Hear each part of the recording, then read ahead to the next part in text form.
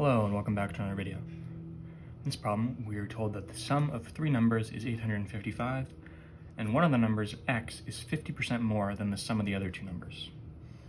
So let's just write this out. So the total is going to be 855, and we're going to have x plus the other two equals 855. Because this is the sum of all three numbers, and that's going to be 855. So we know x is 50% more than the sum of the other two numbers. 50% more means it's going to be 1.5 times the other two numbers, right? Because this is 1.5 is 100%, which would just be the other two numbers normally, plus 50% more is going to yield you with 100. Is going to yield you with 1.5. So x is going to be 1.5 times the other two. And in this situation, you're basically treating the other two values together as a variable.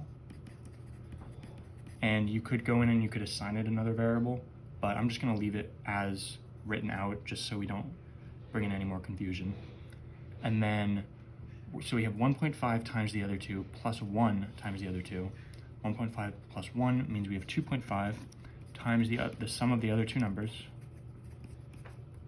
equals 855, not 858, 855. If we divide both sides by 2.5, we get these canceling, so we have the sum of the other two numbers equals 855 divided by 2.5, which is 372. And then from here, we're told that the number x is 50% more than the sum of the other two numbers. So you take the sum of the other two numbers, 372, and then you multiply by 1.5 like we already explained. And when you multiply these two, you get 513, which means B is going to be your final answer. As always, thank you for liking and subscribing. I'll see you in the next video.